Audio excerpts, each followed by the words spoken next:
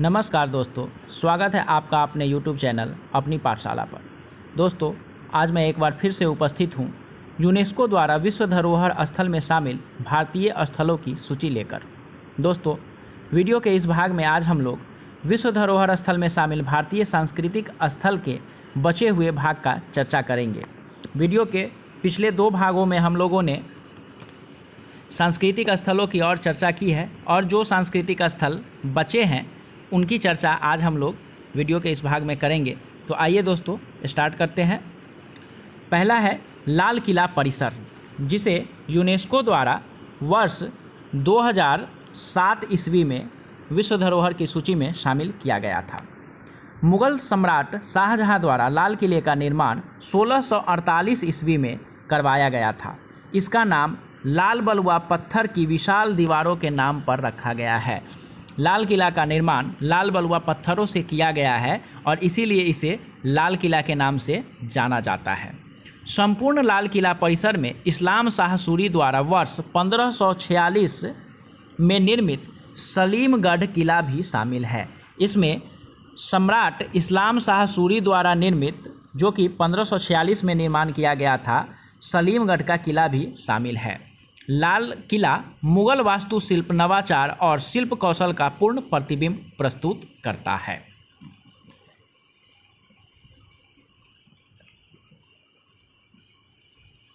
अगला है भीमबेटका के शैल आवास, जो कि मध्य प्रदेश में अवस्थित है और इसे यूनेस्को द्वारा वर्ष 2003 में यूनेस्को की विश्व धरोहर सूची में शामिल किया गया था।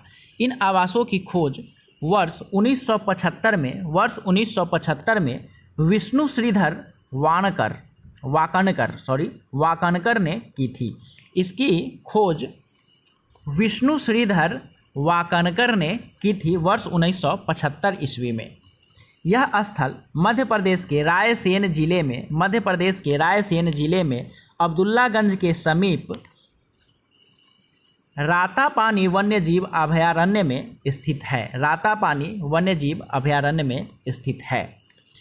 यहाँ प्राप्त 700 से अधिक शैलाश्रयों में से 400 शैलाश्रय चित्रों द्वारा सज्जित है। आइए बढ़ते हैं हम लोग अगले स्थल की ओर। अगला स्थल है सूर्य मंदिर कोणार्क, जिसे यूनेस्को द्वारा 1984 ईस्वी में विश्व धरोहर सूची में शामिल किया गया था। बंगाल की खाड़ी के तट पर स्थित कोणार्क सूर्य मंदिर भगवान सूर्य के रथ का एक विशाल प्रतिरूप है। यह ओडिशा के पुरी जिले में स्थित है। यह जो मंदिर है वह ओडिशा के पुरी जिले में स्थित है। रथ के 24 पहियों को प्रतीकात्मक डिजाइनों से सजाया गया है और 7 घोड़ों द्वारा इस रथ को खींचते हुए दर्शाया गया है। यह रथ जो है इसमें 24 पहिए हैं और 7 घोड़े को इसे खींचते हुए दिखाया गया है। कोणार्क सूर्य मंदिर का निर्माण 13वीं शताब्दी में हुआ था। गंगवंश के शासक नरसिंहदेव प्रथम ने करवाया था और इसका निर्माण जो है गंगवंश के शासक नरसिंहदेव प्रथम ने करवाया था। बढ़ते हैं अगले स्थल की ओर। अगला स्थल है ताजमहल, जो कि आगरा में स्थित है और इसे यूनेस्को द्वारा वर्ष 1983 ईस्वी में विश्व धरोहर सूची में शामिल किया गया था। ताजमहल मुगल सम्राट शाहजहां द्वारा अपनी पत्नी मुमताज़ महल की याद में बनवाया गया सफ़ेद संगमरमर का एक मकबरा है। यह यमुना नदी के किनारे स्थित है।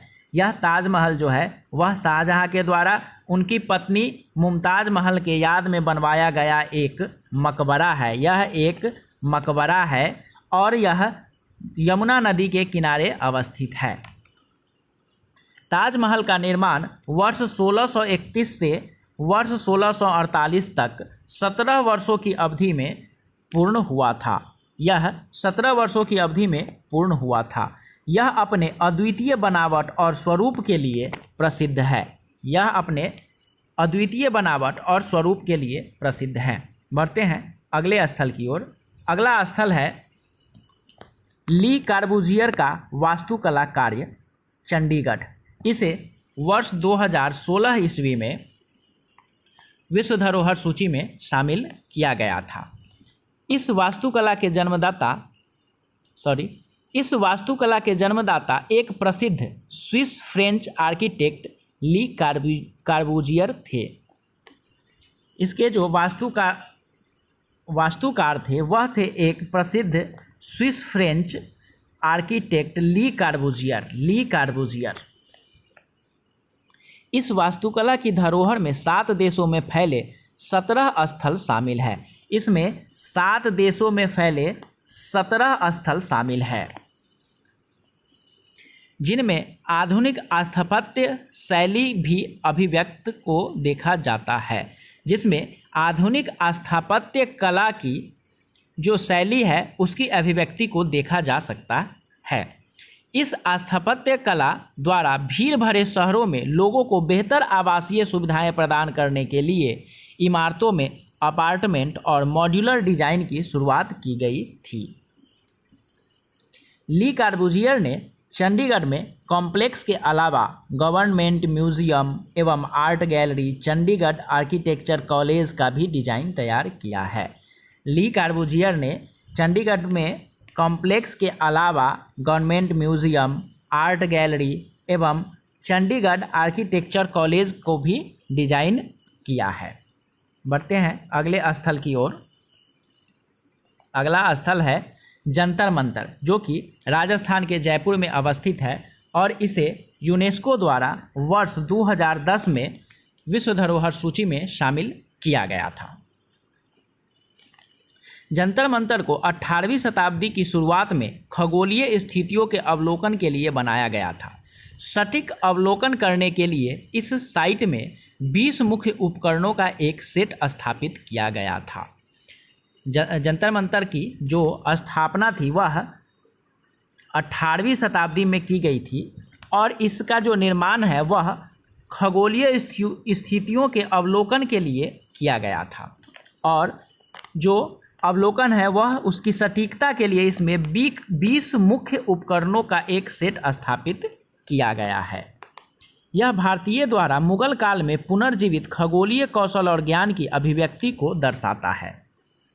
बढ़ते हैं अगले स्थल की ओर।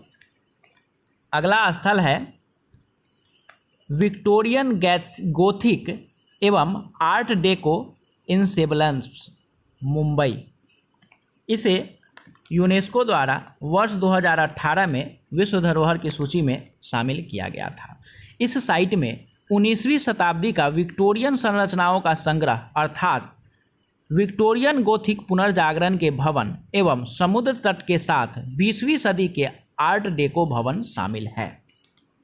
ये दोनों शैलियाँ भारतीय वास्तु तत्वों से मेल खाती है।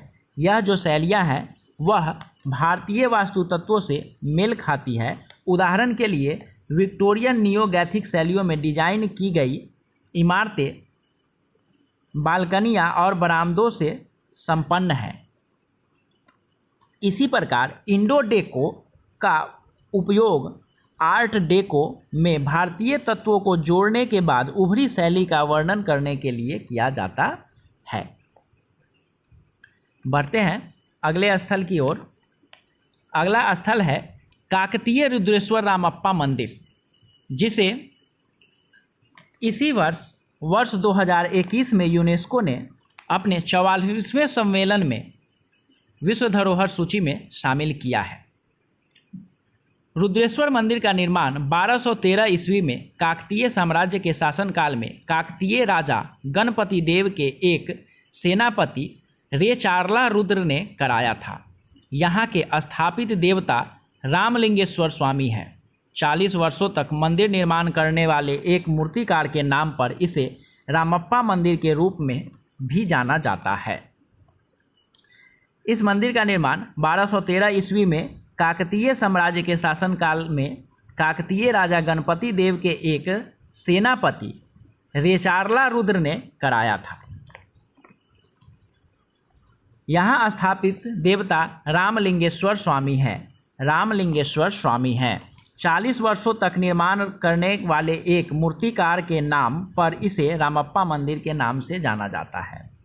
मंदिर 6 फुट ऊंचे तारे जैसे मंच पर खड़ा है। यह जो मंदिर है वह 6 फुट ऊंचे तारे जैसे मंच पर खड़ा है, जिसमें दीवारों, स्तंभों और छतों पर जटिल नक्काशी से सजावट की गई है, जो काकतीय मूर्तिकार के अद्वितीय कौशल को प्रमाणित करती है। जो काकतीय मूर्तिकारों के अद्वितीय कौशल को प्रमाणित करती है। बढ़ते हैं अगले स्थल की ओर। अगला स्थल है धौलावीरा, गुजरात। इसे भी यूनेस्को द्वारा इसी वर्ष यानी 2021 ईस्वी में यूनेस्को के 44वें सम्मेलन, जो कि चीन में हुआ था और यह ऑनलाइन हुआ था, इसमें इसे विश्व धरोहर सूची में शामिल किया गया है। धौलावीरा यह गुजरात में स्थित है। हाल ही में सिंधु घाटी सभ्यता से संबंधित पुरातात्विक स्थल को यूनेस्को की विश्व विरासत सूची में शामिल किया गया है। यह इस सूची में शामिल होने वाला गुजरात का चौथा स्थल है, जबकि भारत का 40वां स्थल है। रुद्रप्पा स्वामी मंदिर 39वां था और धौलावीरा भारत का 40वां ऐसा स्थल है जिसे विश्व विरासत सूची में शामिल किया गया था, और यह गुजरात का चौथा स्थल है। यह गुजरात का चौथा और भारत का 40वां स्थल है। गुजरात के कच्छ जिले में खादीर द्वीप पर 100 हेक्टेयर क्षेत्र में 100 नहीं 1000 यह 1000 हेक्टेयर क्षेत्र में स्थित है। उस जमाने में लगभग 50,000 लोग यहाँ रहते थे। 4000 साल पहले इस महानगर के पतन की शुरुआत हुई। सन 1450 में वापस यहाँ मानव बसाहट शुरू हुई थी। यहाँ उत्तर में मनसर और दक्षिण में मनहर छोटी नदी से पानी जमा होता था।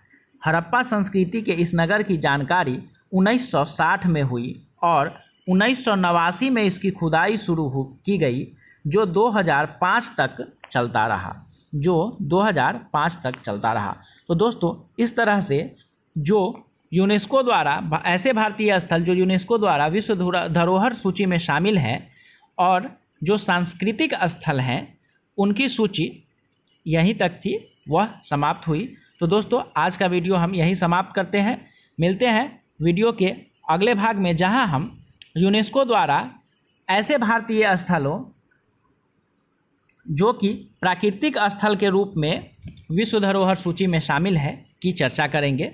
तब तक के लिए नमस्कार। दोस्तों, यह वीडियो अगर आपको अच्छा लगा हो तो इसे लाइक ज़रूर करें, चैनल को सब्सक्राइब करें और इसे अधिक से अधिक शेयर करें। धन्यवाद।